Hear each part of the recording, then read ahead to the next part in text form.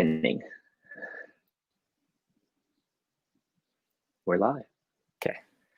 All right. Hey, everyone. Good to see you guys. It's been a while. We're doing this from home kind of thing instead of in person. And we're going to give our review of The Mandalorian Chapter 12, directed by Carl Weathers.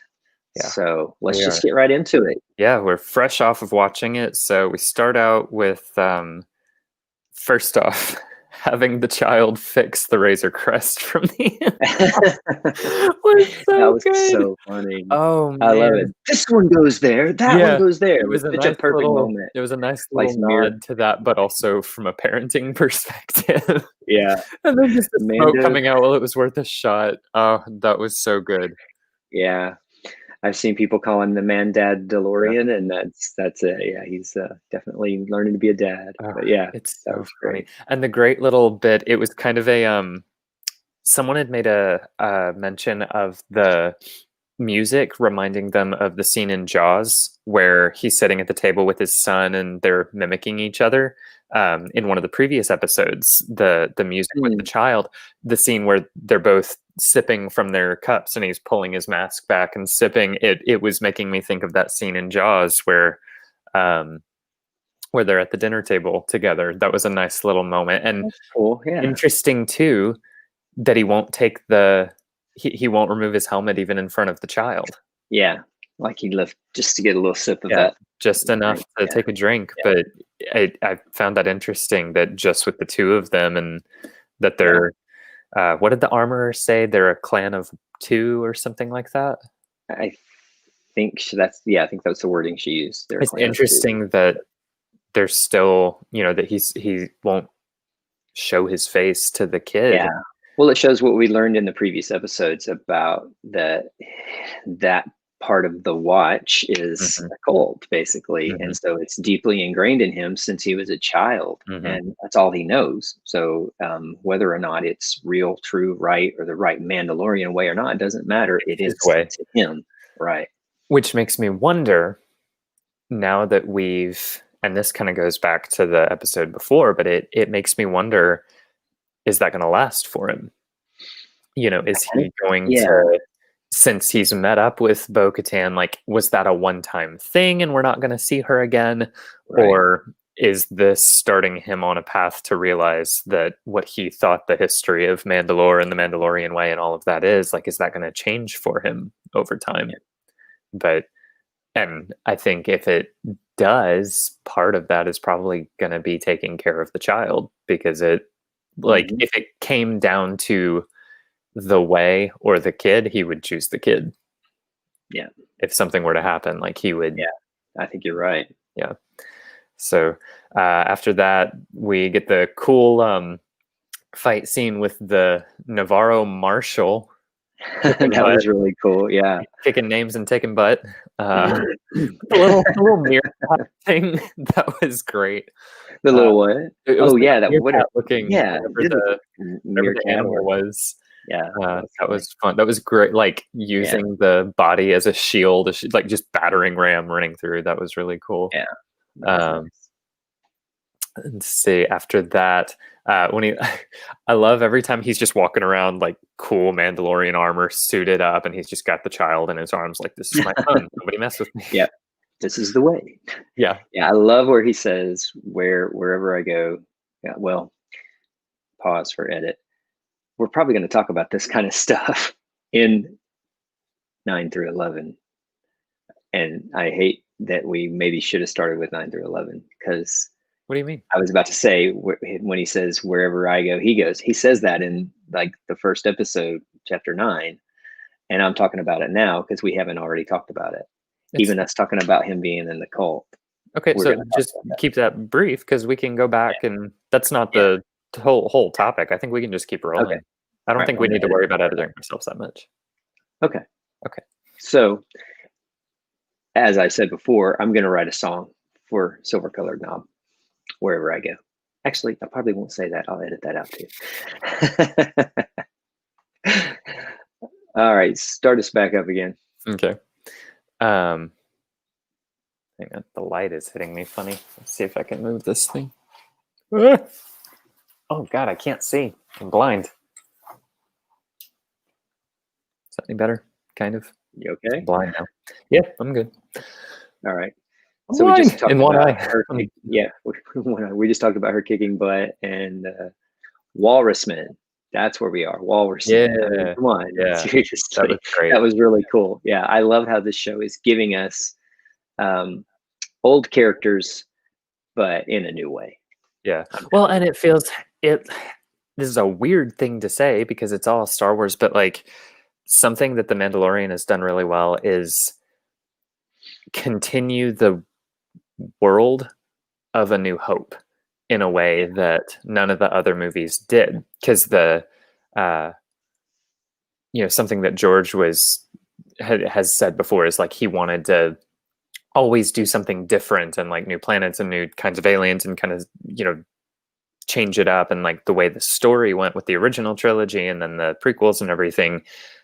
I don't know, the aesthetic of this just feels like it's an attachment to A New Hope. The way that everything looks straight out of A New Hope in a way that Empire Strikes Back and Return of the Jedi looked different. Like they had their own kind of looks and feels to them. Everything in The Mandalorian just feels like a continuation of A New Hope to me. I don't know if Yeah, that and makes sense. That's how I no, feel. it does, and I think that's how everyone feels when we all watch it because we can tell they're leaning into that, and we want that. That's what Mhm. we're enjoying about it is that it reminds us of A New Hope in that first time you ever saw it, and the first moment you realized, I love this. This is Mhm. cool. And even though it was 70s, this captures that feeling of we were in the 70s when we watched it, or it was filmed in the 70s, but it had a different feel. It didn't feel like Earth. It felt like Mhm.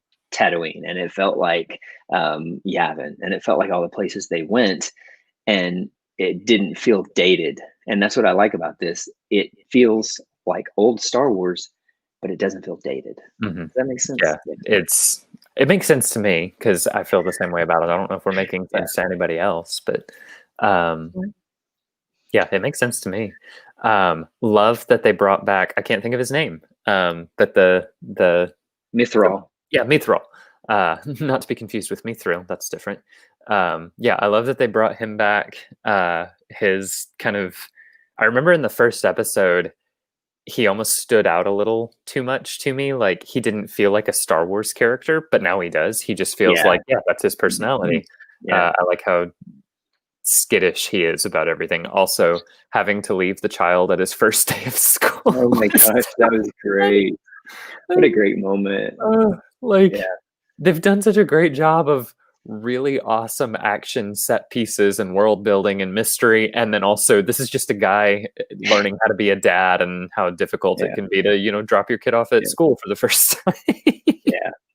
Oh, that was so good. Stealing the Yeah. cookies, that was Yeah. That was really funny. that Yeah, was and fun. Mando is struggling with the whole wherever I go, he goes, but Mhm. now I have to leave him somewhere and I have to trust someone with him. Right, But which is yeah, part of parenting. yeah, it's good Yeah. stuff. That's fun. So they've got this Imperial outpost to take out, and it would be the last one on the planet, so they could clear it out. Great shots of them in the land speeder. Felt really, again, it Mhm. feels like A New Hope. Yeah. All the I feel stuff like Carl Weathers got a great opportunity to to step back to mirror, the 70s. yeah, and to Yeah. step back and not copy in a bad way, but enhance and build on what George Lucas did in that first film. I feel like Carl Weathers did a great job in capturing Hmm. certain iconic shots and scenes, like the land speeder Hmm. coming across. Of course, in New Hope, it was going from left to right. Left to He right, got to do right to right to left, left. Yeah, but he which did a great job of mirroring things. subtle filmmaking technique. Left to right is moving forward, right to left is going back. They're going back because the That's empire should true. be in the past, but they're having to go at that. That was just a nice little Nice call out. difference in the visual storytelling. Yeah, Um, love the arguing at the base of the thing, and then he just jetpacks up and chucks the stormtrooper yeah, down. that That was was great. awesome. In Uh, in perfect Mando style. oh yeah, it was funny when they saw um, the shuttle that they end up stealing. My immediate thought was, I can't think of it's It's one of the Disney Junior shows. It's a Mickey Mouse show, but there's a running gag from it that anytime they find something in the show, Mickey will go, "That's a neat trick or a fun tool or a secret tool that we'll use. It'll come in handy later." And when they saw the little shuttle, I was like, "That's going to be useful." Yeah. That's their little Mickey Mouse nod. And as soon as they got trapped, I was like, "I know how they're getting out of here." Yeah. Really cool to see that stuff. It also gave me some kind of like the break-in felt a little like the Clone Wars when they're breaking into the prison. Clone Wars and Rebels, it kind of had that vibe to me. Because the Clone Wars, they were breaking into the Jedi prison. What was it called? I can't think of the name of it. Fire or the Citadel? Citadel, yes. Citadel, so, it did kind of have that feel, and I liked that. Yeah, I liked that kind of feeling to it, especially with like the lava and everything. Really appreciated the first official acknowledgement that they don't use guardrails in the galaxy far, far away. Yeah, when he said it, and I was like, "Thank you." He finally was like, "Yo, we gotta." Somebody really needs to redesign this galaxy. There's some health and safety issues that we should address. It was like cowardly Obi-Wan turning off the tractor beam, that whole sequence. Right. And then we get the big reveal. First off, they find out that Gideon is back. Mm-hmm. When they first broke into that when they broke into that room and those guys were in a different uniform, I thought, well, those aren't Imperial soldiers. And I knew that the uniform was familiar. I just couldn't remember until they activated the holo of that doctor. What's his face? And I was like, oh yeah. So that was really cool. And then what was that in the tanks and I have a theory. I could tell it was life forms, but I couldn't tell if it was humanoid or humans or aliens. Yeah, I've got a theory. Let's finish the episode, and then I'm gonna hit with my theory. Some of the best action set pieces that we've had so far in the show was the whole breakout from the shooting through the corridors and then jumping the freaking thing off the platform and the speeder bike chase. Like, so much happened in a short amount of time. I want to go back and watch it all because that was just such a good fight with the speeder bikes. And oh my gosh, it reminded me a little of The Last Crusade when they're in the canyon and the guy on the speeder bike jumps to the kind of like Indy jumping to the tank. Just this time the Nazis are on the outside. That's a good call out. Yeah, that was fun. It was a fun sequence. Yeah, and even there was a moment where it reminded me of A New Hope because they were in the trench and the TIE fighters are coming down into the trench. Yeah. And I thought that's a great little nod to flying down into the trench. The TIE fighters were shooting. I mean, something else I noticed, and I noticed it in a previous episode that we didn't mention and talk about, but Mark Newbold on Twitter called out from a previous episode, I think maybe the last one in chapter 11, that he thought he heard stormtroopers saying things that were actual dialogue lines. Yes, and I caught that from A New Hope. So and one of them was over there, blast them. That was like from the previous episode, and I had heard that too. And then in this one, they were saying something, and when they got there and they were sneaking around, and a stormtrooper said, "Okay, we'll check it out," and that was perfectly. Yeah.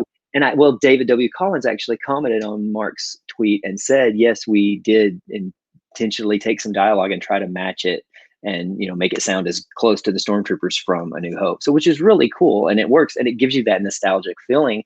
And also, that's what a stormtrooper says. That's fine. That's what it would sound like if a stormtrooper was walking. Exactly. Yeah, I would say, over there, blast them, or okay, well, check it out. It's just perfect. And also, the reason I remember or caught it is because when Silver Colored Knob did the Stormtrooper song, we used those lines of dialogue from A New Hope in the track, when we play it, and so those were fresh in my mind. And so when I hear them, I'm like, they're playing our song. Oh no, I'm watching The Mandalorian. Yeah. Sorry, that was a shameless plug for my side project. Do it. Enjoyed seeing Mando try spinning because that's a good trick, but really because they took the time to show. I thought it was weird that they took the time to show the TIE fighter get a lock on the Razor Crest because they'd done a lot of close-ups on like the lock screens, and I was like, it's weird to show us this one. And then it hit me, he's locked on, but he can't get a clear shot because he's spinning, because Yeah. they've made references to how you can confuse the targeting systems on a TIE fighter and other stuff. Like Finn makes a reference to that, and it was a really neat little moment where he was locked on, but he couldn't get a shot because of the spin. Yeah. So that was cool. Really liked the Alderaan conversation. Yeah. Between That the was Rebel really pilot good. and Cara Dune. That was a really nice. Mhm. It's something. I mean, that's such a significant moment in the history of Star Wars, but it's such an accepted thing for us. It's just like, yeah, they blow up Alderaan, and then we blow Right. up the. We don't think about it. But And like, so they're making us think about it, and yeah, right, and they're giving it heart. The show has heart in certain places, but they need to, as I've said, lean in. They need to lean into some other things, and one is that Alderaan was devastation for the people who weren't on the planet at the time and survived. Yeah, the people were devastated that died and got blown up, but they're like Leia was devastated watching it happen. And now there are groups of people that are still out there that are from Alderaan, and we need to feel that as an audience. People at this point, it'd be what, 10, 15 years later, that people, it's had repercussions through the galaxy, like that Alderaan that's a sad thing and a scary thing, that on any planet that could have been us, that it was Alderaan. But I mean, that idea, they developed a weapon that could destroy any planet, like that could have been us. Now, I really enjoyed that conversation. That was cool. Do you think the medallion that he laid down was just symbolic for her because he was honoring her, or do you think there was some? I mean, they didn't really give us any explanation. I was like, okay, is that a communicator? Is that so you can reach him if you want? I think it was symbolic. I think it was maybe something he had on him that I don't know. Maybe we find out more about it. I didn't put too much emphasis on it. I just thought it was symbolic. And then we wrapped up with Moff Gideon in a smoky chamber full of giant stormtrooper armor. Yeah, that was very reminiscent of either Death Troopers or Darth Vader. It had like Vader vibes, but it looked like Death Troopers. So here's my let's go back to the scientific. Let's go back to the science stuff. This has been my theory pretty much the whole show. Like, since we really found out that the doctor wanted the child for his DNA, I think that this is all connected in the long run, not immediately, but I think this is all connected to bringing Palpatine back. That they're doing genetic experimentation. He mentioned M count, so midichlorians, that they need the midichlorian count to help with whatever genetic experimentation they're doing. Maybe they're starting with trying to build a clone army, because Kylo Ren makes a reference to, we should have done a clone army for the First Order, because all of this is the seeds of the First Order. Like, something that we as the audience have the benefit of is we know the Empire, the stragglers of the Empire are going to survive and create the First Order, which was another neat thing that the Rebel pilot said, that these aren't isolated incidents. These are popping up all over the place. And part of me wonders too if they're different factions, because part of what created the First Order was they went out into the unknown regions of space and other outside mediums and books and stuff that you can read, and they went away from the remnants of the Empire that were the stragglers like Moff Gideon. What if they're separate factions? What if Moff Gideon either doesn't know or doesn't care about those that are out there in the unknown regions of space? But then General, Pride in Rise of Skywalker says that he served Palpatine in the Old Wars. So we know that there's some connections that come together. And I mean, the Hux family were Imperial, right? They were, but they're the ones that, I mean, Hux's father went to the unknown regions to help build the First Order, to help train First Order soldiers. Right. So this is all, this is all in the Outer Rim. You're right. There's still some, It's not every stormtrooper and every Imperial that we're seeing here is part of the First Order, but these seeds of what this is going to become, we know where this is going to go in one way or another. The scientist guy was saying he needed the blood, and he needed more blood from the donor, which is the child. So they're trying transfusions to see if they can transfuse his midichlorian count into these bodies in the tanks. So are they trying to make super soldiers with the armor that also have force powers too? Could That's kind of be. what it seems like. Their That, own that's kind of like version. Legends Vader-ish a little. Vader did that in The Force Unleashed, in the games that are now considered Legends. Oh, really? Okay. He had his apprentice, and then in the second one, he tried to clone him, and the cloning didn't work because cloning uh, high midichlorian counts causes complications. But that was something in Legends. The only other thought that I have regarding this genetic experimentation that they're doing is the last time we saw a big body in a big vat in canon was Snoke. That's true. So this could be connected to that too. Any of that, the genetic experimentation and cloning and all of that, like, I think in the long run, I don't think like Palpatine exists in Rise of Skywalker because of the child. But I think that maybe this is all a precursor to how they pull that off, like how they bring him back. Yeah. Dark science, cloning, secrets only the Sith knew. Because that's what we've been given, and that's plenty of room for me. That's plenty of explanation. I didn't get upset that there wasn't more explanation than that, but that also leaves room for that to be fleshed out over the long term. And I feel like a long form series, like a TV show, like The Mandalorian, would be a cool way to slowly insert seeds of like, hey, this is how they did that. It just took them another 30 years. Yeah, right. I think you're spot on with the seeds. This is what starts that part of what we saw. Yeah, the First Order has its own thing going, but also the seeds of because Exegol and the what were they called, the acolytes. Cult. The acolytes and the cult there that was on Exegol was separate from the First Order. So that was Palpatine's final order. The First Order was something else that he was using Snoke to build. So. Which goes back to what you just said about factions. They're not all together, and that's part of the problem, and ultimately part of the great cool moment with the there's more of us and everything, because they're divided. And what wins in the end is being united with each other for the common good. And we could just go off on our Rise of Skywalker conversation and get lost. So let's not, but we could. So anyway, I had a great time. I can't wait for the next episode. I still don't think we're going to, we might see Ahsoka. I really think if we do, it'll be the last. Yeah, I think it's going to be the very end of the finale. I'll be surprised. I will be happily surprised if I'm wrong, but I don't think we. I had that conversation with maybe Mandalorian Mark on Twitter that he asked when people thought she would show up, and I said, it's possible she could show up in the final episode, and maybe have dialogue and maybe be important, or in the Force Awakens style. It's that moment where we saw Luke and he didn't even have a line, where he finds her, Mando finds her. That's honestly what I expect. And he's like, I finally found you, and that's it. She doesn't even have a line. But maybe she will. I hope she does. I hope we actually get. If she's got a huge part in the rest of the series, or in the rest of the season, even the series, I would be very, very surprised. I would be perfectly happy with it, but that's my expectation, is a Luke at the end of the Force Awakens style reveal for Ahsoka. So I can't wait for next Friday.